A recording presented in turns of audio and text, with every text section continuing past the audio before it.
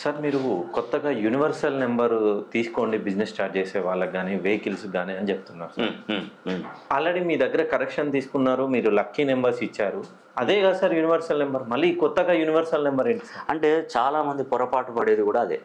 ఇప్పుడు mobile number మొత్తం కొడితే నంబర్ వచ్చే నంబరు వాళ్ళ అదృష్ట సంఖ్య అయింది అనుకో. నా అదృష్ట సంఖ్యమే మొబైల్ నంబర్లో స్వీకరిస్తున్నాడు. అలా కాదండి యూనివర్సల్ నెంబర్ అంటే.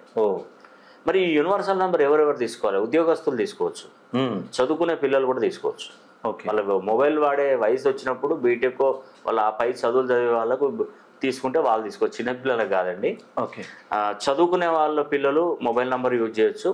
అంటే యుక్త వయసు వచ్చినాక గృహిణీలు, ఇంట్లో ఉన్నటువంటి హౌస్ వైఫ్స్ కూడా తీసుకోవచ్చు. వ్యాపారవేత్తలు, బిజినెస్ వాళ్ళు కూడా తీసుకోవచ్చు.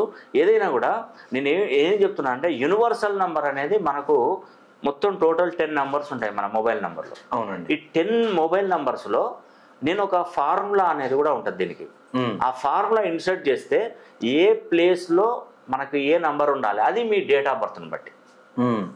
ఒకవేళ డేట్ ఆఫ్ బర్త్ లేదనుకోండి యూనివర్సల్ నంబర్ అనేది పనిచేయదు. వృధా, దండగా. ఎందుకంటే మీరు యూనివర్సల్ నంబర్ అని మీ చేతిలో పెట్టుకుంటారు. అది తయారు చేసేదే డేట్ ఆఫ్ బర్త్ని బట్టి.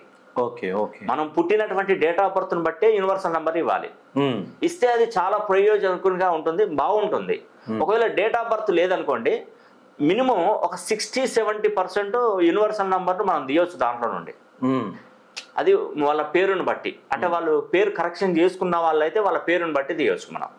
పేరు కరెక్షన్ చేసుకోలేదు అనుకోండి యూనివర్సల్ నెంబర్ తీయడానికి ఉండదు ఇంకా. కాబట్టి ఏంటంటే యూనివర్సల్ నెంబర్ వలన ప్రయోజనాలు ఏంటంటే మీరు ఒక్కసారి యూనివర్సల్ నెంబర్ మీ చేతిలో పెట్టుకొని చూడండి. ఇప్పుడు ఏదైనా మామూలుగా ఇవి ఉంటాయి కదండి, దీని పేరేంటి, టెండర్స్ వేస్తుంటారు, లక్కీ డ్రాలు తీసుకుంటారు.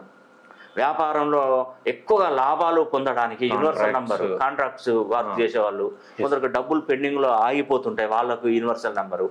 మీరు దీన్ని ఏదంటే నిదానంగా లింక్ చేసుకోండి. ఆధార్ కార్డుకు, పాన్ కార్డుకి, పాస్పోర్ట్కు లింక్ చేసుకోండి. ఒకేసారి మనం ఆ నెంబర్ను తీసి ఇవ్వడానికి కాదు, ఒక నెంబర్ను ఆల్టర్నేట్గా పెట్టుకొని నిదానంగా దీని కాంట్రాక్ట్స్ అనేది దీనిలోకి ఎక్కించుకొని నిదానంగా ఒక్కొక్కటి ఎక్కువ యూజ్ చేయండి. ఈ నంబర్ కూడా ఉంది, యూనివర్సల్ నంబర్ కూడా ఉంది అనేది ప్రజలకు తెలిసే విధంగా మీరు వాళ్ళకి ఇవ్వండి నంబర్లు. ఎవరైనా మనం మొబైల్ ఫోన్ చేస్తే మన యూనివర్సల్ నంబర్లోకి వెళ్ళి ఫోన్ చేయాలి. ఆ పని తొందరగా అయిపోతుంది. ఇప్పుడు ఎవరైనా అప్పు కావాలనుకోండి, అప్పు కావాలనుకుంటే మనం ఫోన్ చేస్తే ఈ నెంబర్లోకి వెళ్ళి యూనివర్సల్ నెంబర్లోకి వెళ్ళి చేయండి. వాళ్ళు ఏదో టైంలో వాళ్ళ చేతికి డబ్బు అందడం, మీకు ఇవ్వాలన్న ఆలోచన అనేది కలుగుతుంది. మీరెవరికైనా అప్పు ఇచ్చారనుకోండి, డబ్బు అప్పుగా ఇచ్చారు, వాడు తిరిగి ఇవ్వడానికి ఇబ్బంది పడుతున్నాడు. మీరు ఈ యూనివర్సల్ నెంబర్లోకి వెళ్ళి ఫోన్ చేసి చూడండి.